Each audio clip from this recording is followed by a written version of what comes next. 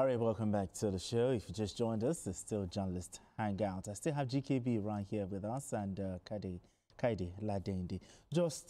But we need to move straight to our next conversation right about now. But it is turning and turning in the widening gyre for the People's Democratic Party, PDP.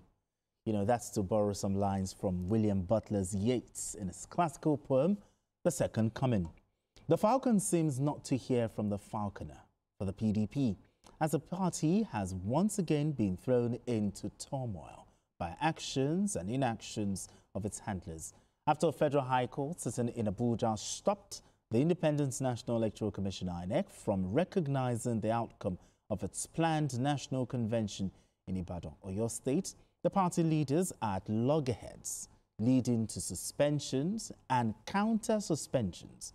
The party's National Working Committee, NWC, announced the suspension of several key officials such as the National Secretary, Samuel Ayaun, the National Organizing Secretary, Umar Bature, the National Legal Advisor, Kamaldeen Ajibade, and the Deputy National Legal Advisor, Okechukwu Osoha, over alleged violations of the party's constitution.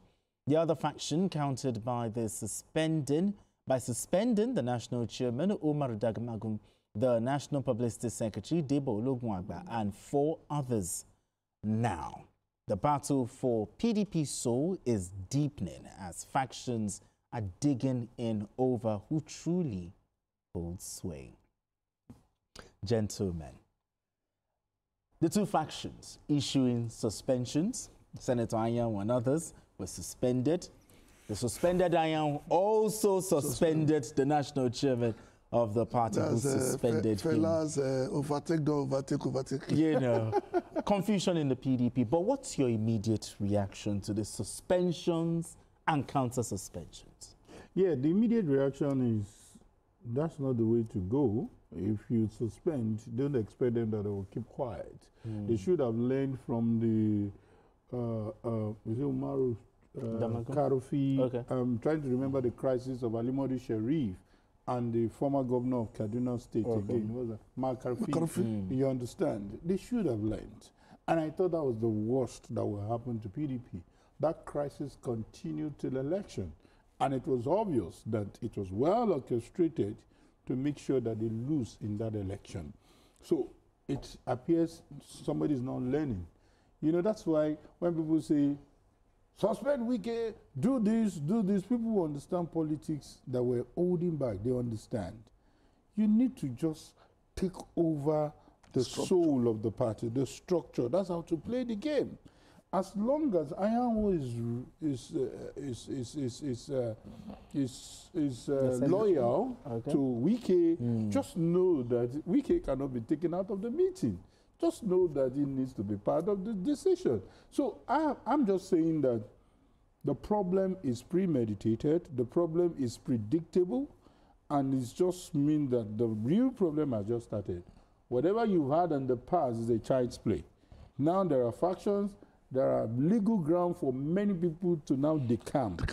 Before many now, governors. It has been creating what doesn't exist. You remember that the lawmakers in River State almost went into trouble because there was no known factions as are dead.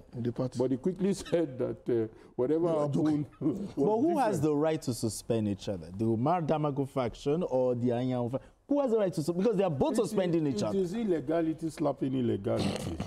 Do you understand? Because the ground for which you suspend is not strong enough. It's not strong enough. So, but if you now call it gross misconduct, anti-party, you call it any name, the other one will come with a name too. And for us as reporters, this is where the problem is. They want us to identify with one faction and disregard the other faction. It's a lie.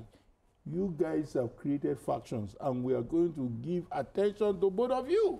So PDP created its own crisis, and it is not well managed. I mean, what are the core issues fueling the deepening divisions? Within the PDP? You have the time? Of course, I do. I do. Well, that will take an entire day to even unravel. But it started the moment that the party decided to ignore its time-honored principle of zoning. Okay. The moment that happened, the party was dead. because that was the only thing keeping it alive. It was the only thing that makes some people believe that they can still belong to this party because they know that after this, it will be our turn. And so from that point in time, the deep pockets that was responsible for the party was also the one responsible for every step in the party hierarchy, from the ward level to the local government level, to the state level, to the federal level. It cannot be wished away. It doesn't have to do with going to night vigil. You must play the politics on its terms. Okay. And I think that's what my brother, Seyi Makinde, either failed to understand or decided to ignore. The party, the moment the court decided, and INEC accepted, Anyanwu remains the secretary of the party.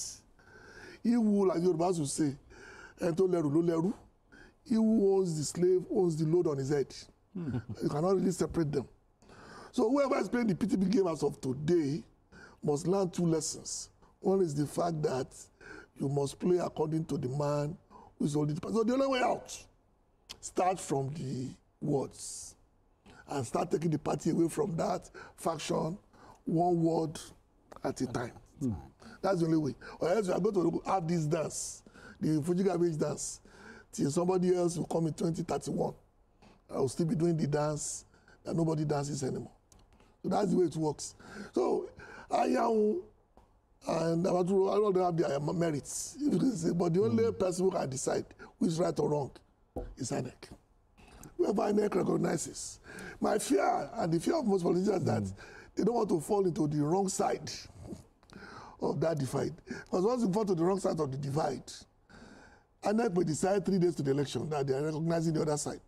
Okay. And if the candidate happens to come from the wrong side, that meant that the party does not have a candidate in that election. Void. I mean, talking about that, there's a lot of anxiety about, that the convention may hold or may not hold. I mean, what's next? No, as at the last judgment, I think it's advisable not to go ahead with the convention on November 15. The court did not say they shouldn't hold convention, just for record, but it's saying that INEC has the right to disregard whatever happens there. So that is a subtle way of saying don't waste your money, don't waste your time, because convention is quite expensive. People will fly from different states, and it's important that this issue, unfortunately, would have to go back to court. If appeal court comes in now, I'm not preempting the court. I'm just saying if appeal courts, worked on the premises that internal party issues should be resolved within the party, court should not intervene. That might be a point for the Damagun-led team to do. But going ahead after the court judgment to say you want to suspend was a wrong step. Whoever took that decision took it out of anger, and most times when you take emotions, and when you take decision out of emotion, sometimes you're not logical, you're not looking at the bigger impact. For a few people whom I think are very resolute about holding the party, the likes of Sule Lamido, the likes of Bode George, this would be a very, very disheartening situation for them, because it simply means that that's using their word now, these boys don't want to hear words. These boys don't want to understand that party is not run this way. You need to respect zoning. You need to respect rotation. You need to bear the point. And let's say it the way it is. As far as, let me mention as far as Wike has been sponsoring some of the NWC members, as long as Wike bought form, as long as Wike did a lot of things for many delegates, I feel is someone you need to bring into the whole equation. Because I know you were going to ask us the way out. So talking about the way out. But no, before we get to the way out, before we get to the way out, now that there's anxiety, the convention may not hold. Is this a victory for the FCT minister? Well, it's a victory for whoever is looking for excuse to leave the party. And they don't want to do it in such a way that they will lose their seats. Because the constitution is very clear. Once there's a division in your party, the way is clear for you to do whatever you want. Of course, they've been observing that in the breach. But you and I know that in reality, this will give them the legal platform to do that. And I think some governors may even prefer this, basically, so they can put one leg in, one leg out, in case it doesn't fall to the side that they belong. So that to me is fundamental here.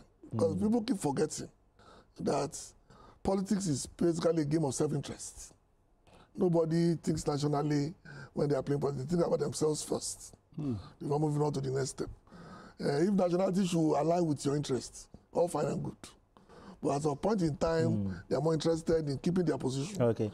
Just hold that thought. We have Sunday calling in from Lagos. Sunday, let's talk. Good evening, sir. Good evening. Go ahead. I don't expect Mr. Balogun to speak about PDP because he has been biased against PDP for a long time. So I think it's better for him to go ahead and be speaking about APC, but talking about PDP for now. Because you know what? Let's stay on the issues. Let's stay on the issues. Okay. I don't want you to attack my guest. Okay. Just stay on the issues. Okay. All right. Okay. It's all right. That is my comment. All right. Thank you very much. Thank you very much. But the thing is, you talked about the Supreme Court. One might be forced. You remember the Supreme Court ruling that said that issues that has to do internal procedures of the party, you don't have to take it to court. Sort it out among yourselves. How do you respond to this as, you know, in relation to the PDP? The decision has been taken. They have to just work with each other. But like I said, individual interest sometimes trumps that of the party. And as of today, there are some members of the party that prefer the party in a comatose state. It serves their self-interest. And they will do whatever it takes to keep it. If tomorrow their interest now shifts, the same people that you are complaining about today will open up the doors for everybody to come in. That means their interests have been served. So that's the reality of our politics in Nigeria. Do you know those persons that want the PDP dead? You want to put names to them? I don't think, I think dead is a strong word. Comatose is better. Okay, do you know those persons? You and I know those who want the party to work, or those who want the party to work. You want to put a name to them? We are not putting names. Government, I don't know. We are not putting names. Because the people who started the party have told you that this is the reason why the party is in comatose.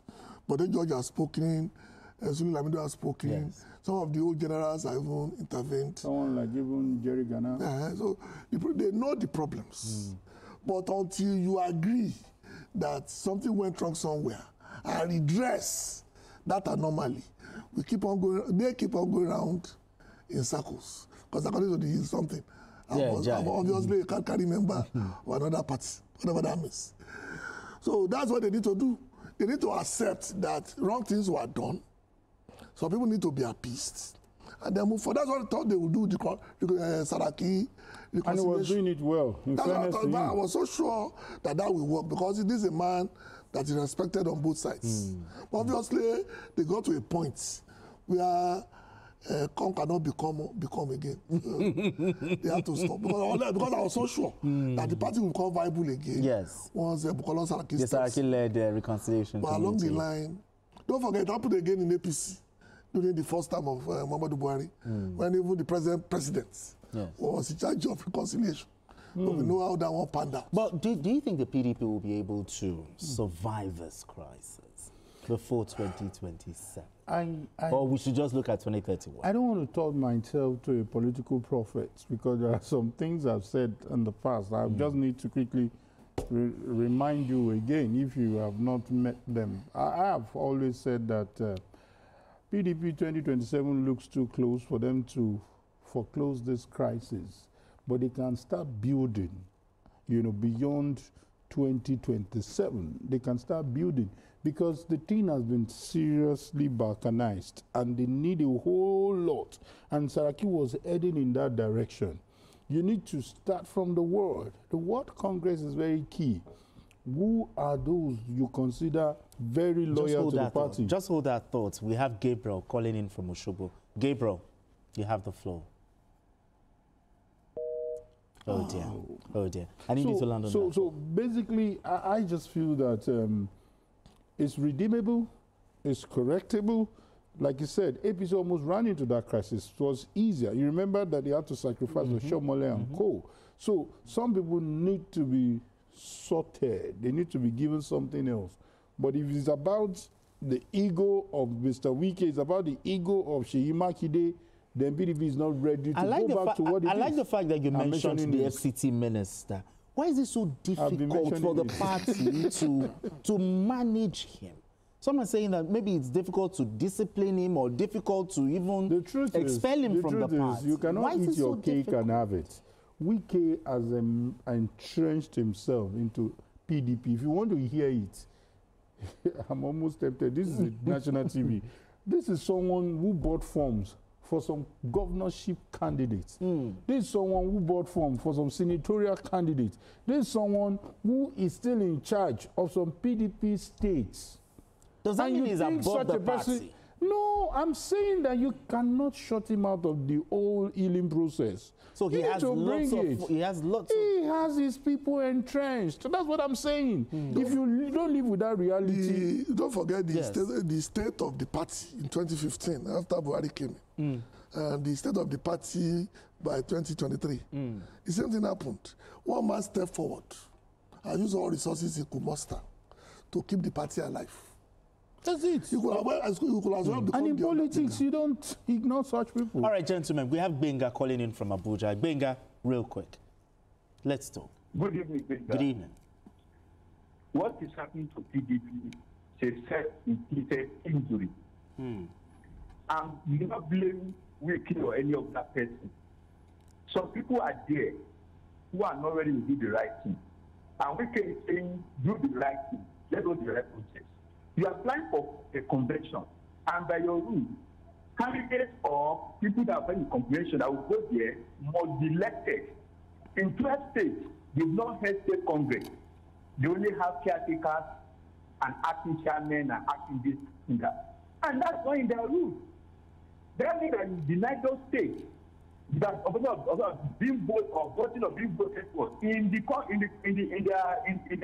congress or what the convention plan. How do you reckon with that?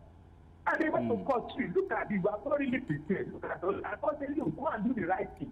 They can all right then, thank you.